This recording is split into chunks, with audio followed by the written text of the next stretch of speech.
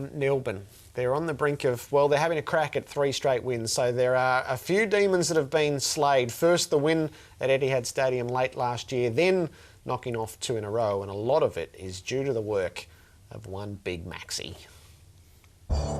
He wants to be the best ruckman in the competition. He can do it, no problems at all. He right now is challenging the likes of Todd Goldstein as the best ruckman in the competition. Maxi! Big Maxi is having a night out! It's just impossible not to love the Max Gawn story, isn't it? It does take time and sort of force his way into the team. He's obviously playing some terrific footy. His ruck work's been outstanding. Oh, Gawn. Stylish stuff. They're good hands. I think he's just built it off the back of last year and off the back of the pre-season, but he's become a very good player. It's just impossible not to love. It's exciting. He's got a real bit of X factor about him. He has been one of the most exciting elements of the year so far. Max Gawn, welcome to AFL 360. Thanks for having me. G'day, Max. How's this happened? How's it happened for you now? 6th season, 44 games, and you suddenly look like one of the best in the comp. Two knee recos real early on. That sort of set me back a little bit. How early on? One when I was 17 getting drafted, and one when I was at the club at 20. 2012, that second year. How devastating was that first one you were getting drafted? Where were you, Sandy? Yeah. How devastating? You would have been thinking, God almighty. Yeah, I thought it was over. That's it. My chance is blown. I definitely thought it was over, yeah. What'd you do? I mean, what'd you do? The rehab. Did you sit down and say, my chance is over, I'll just relax, or did you put in, you know, a pretty fierce rehab to get back? It helped with Sandy Dragons. Told me they wanted to keep me around, so they wanted me around the place. So did a lot of weights, did a lot of training and stuff like that. Put on a fair bit of weight. I was only 85 kilos or something when I was down the Dragons, so I got drafted at 105. Not all of that was good weight, but there was some weight, which was good, and I eventually got drafted, which was good. What would you have done if you thought, nah, bugger it? I reckon you might backpacker, Southeast Asia for a couple of months. I was currently working at Domino's Pizza, so oh, were you? I might have been a delivery driver. Well, yeah. Will you say, would you have gone overseas? Are you a guy who wants to see the world, or are you absolutely focused on football? I would have made my way overseas at some point if I wasn't playing football, and I definitely will straight after football, but at the moment it's all focused on footy. So you went 4 games, no games with the knee reco, 13-9, 13 which showed really good hints, and now 5 first-class games this year. How do you describe the breakthrough? So, yeah, they're very in and out with those 13 and 9 before last year's 13. Now, that 13 and the 5, that's 18 in a row, which is obviously the first time I'm anywhere near that. It was my first pre-season, so I've got to probably put it down to that. I was able to stay on the track, learn the game plan a lot more, get more and more insane to my craft, and went from there. Are you enjoying it? I am, and it's definitely better winning. We've had a couple of good wins, a close game against North, and it's more and more enjoyable playing this year. Where were you as a 15-year-old? A long way behind.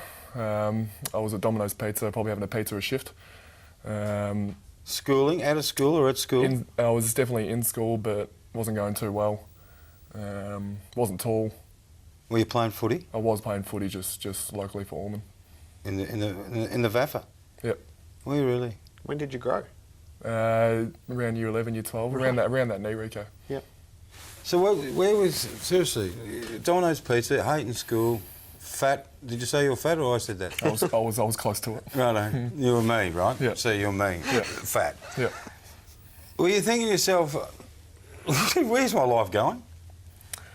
A little bit. I suppose when you're 15, you probably don't care where your life's going. You're not too goal orientated.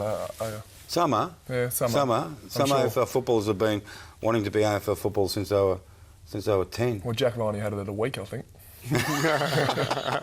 True. We'll get on to Jack in a second. So that transformation through 15, 16, 17, they've proved to be quite magical years. I definitely learnt a lot, and when I first got to a football club, it's a very professional environment, and I was a long way behind, so I learned a lot in my first couple of years, and slowly getting there. Did you have to change much? No more pizzas, I would imagine. Yeah. No more. Just vegetarians now. Is it really? No pizzas. No pizzas. How has that been a change for you? To that professionalism of being a player. Do you like a beer? Do you have a beer? I do. Yeah, I do like a beer. It's very different. No one can predict what AFL is going to be like, and I use the analogy of public school, private school sort of stuff. I mean, there's not many public school boys in the AFL. There's only about 4 or 5 at our club at the moment, and the difference private schools are brought up with that professional environment.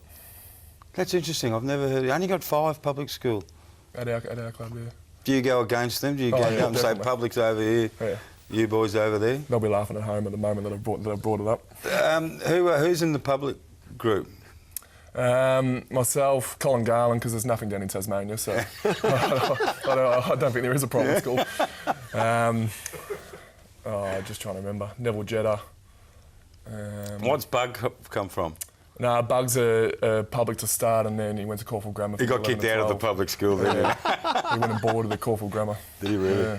So you have spoken about your determination to be one of the competition's best ruckmen. So who are you measuring yourself against at the moment?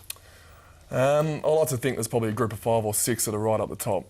Goldstein's probably on his own right there at the moment. And then the rest of them all bring different things. Like Nat Nui brings his athleticism. Mumford, he's a train. He just goes in, goes hard. Sandilands, Sam Jacobs, Steph Martin. So there's some guys that are right up there. When you're going well, what do you bring?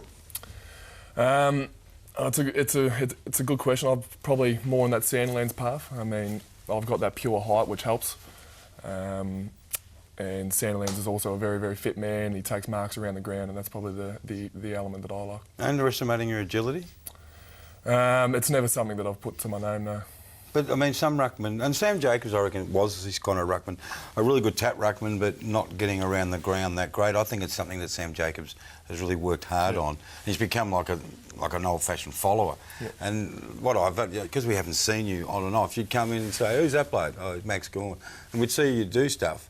But it was just mainly at the contest rucking, and I think what's really stood out in the last 20 games of your career is your ability to get around the ground and gather the ball, not just be a tap ruckman. I think that's what comes with a pre-season as well.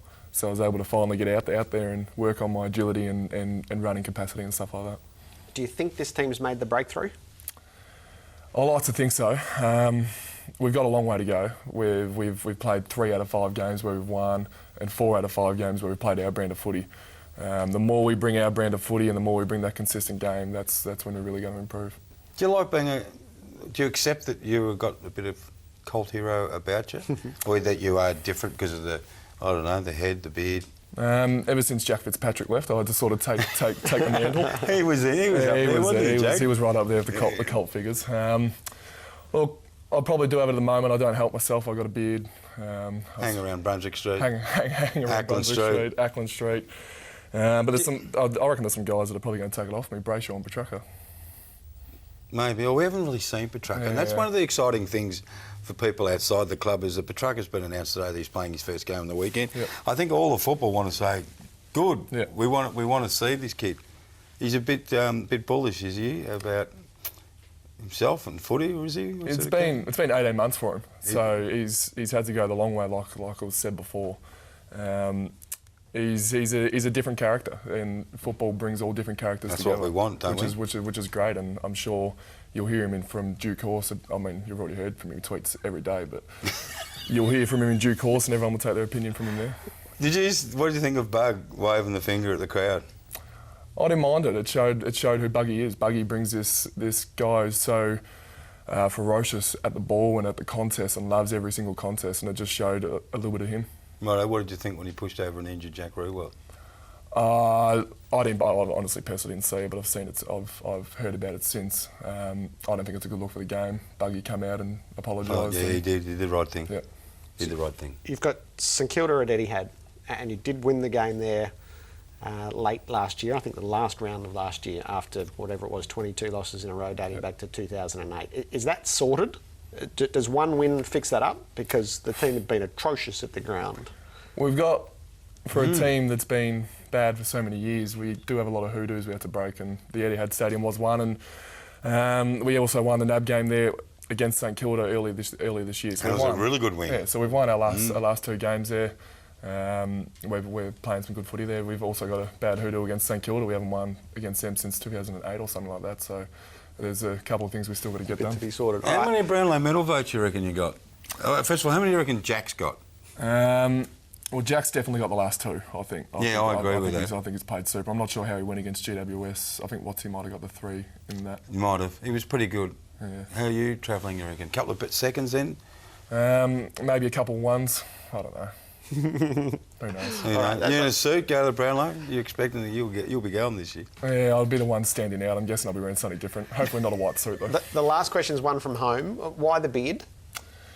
Probably that I'm very. I like to be seen as different. So the beard's there. I've been playing some good footy with the beard. I'm staying injury free with the beard, so it's there at the moment. All right. You got something for Robbo on the way out? Yeah, we do have New Balance. Have got some runners. Runners? They're not sandals, unfortunately, Robbo. How do you know I wear sandals? I just got worded up from the guys upstairs. You're giving me runners? Yeah. So hopefully drop a couple of kegs. That'll be. I don't need to drop a couple of kegs, Fatso. It's like me when I was 16. So New Balance is supporting the Race to Renew membership campaign. Really? The next 1,000 members that sign up get a $75 voucher, and anyone who's already a member can get 70% off any New Balance product. And turn up to the game on Saturday. It's going to be a cracker. Etihad Stadium, we struggle to get people there. It'll be good. Great to meet you. Thank the you. very Yes. best of luck. May it continue on. Thanks, guys. Max Gawn with us on AFL 360. Next, we turn our attention to King and McClure and get them to run the rule over matters as they see them in the AFL right now.